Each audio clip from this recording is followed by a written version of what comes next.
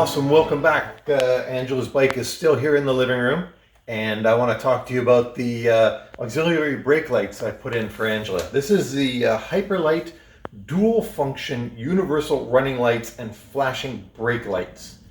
And I've done everything except actually glue them on here, but this is what you've got here. You've got 16 red LEDs on each side of the license plate. There's a bracket that comes with it.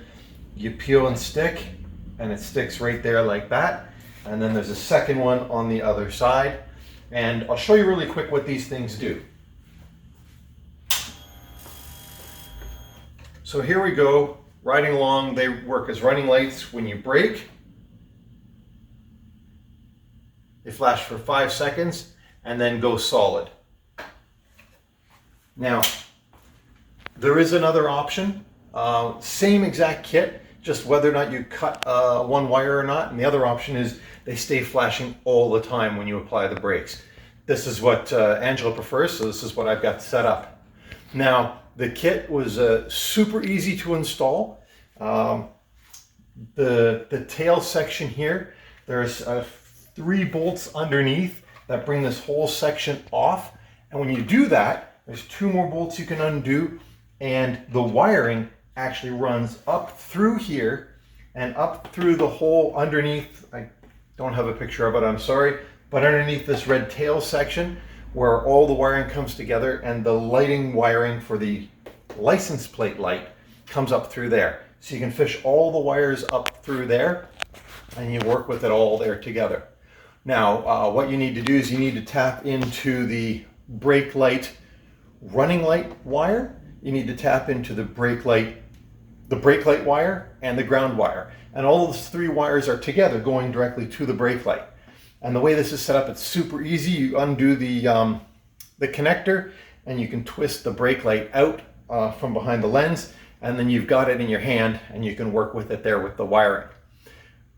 What you can't do is you can't cut those wires and splice them together, because the wires are exactly the right length to go from the connectors to where the brake light is. So the kit does come with Positaps.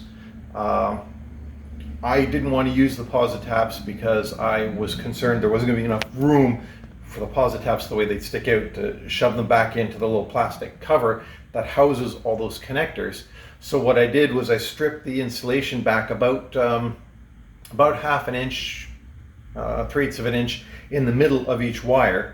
I took the wires from the Hyperlights, stripped them, wrapped them together, and then taped them individually, and then taped the whole thing together. And so that worked out really well. It took maybe an hour to figure all that out, take things apart, put it back together, but it was really quite simple. And this is the second set of Hyperlights we've had. Angela's had these before on her previous bike, and I've had them as well. We absolutely love them.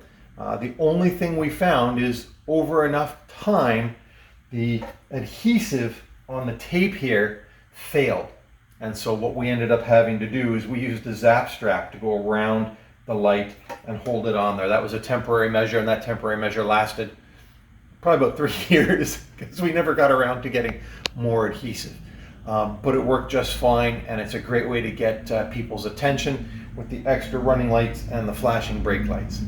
So if you're interested, Angela and I both highly recommend Hyperlights for auxiliary brake lighting, and they're super easy to install.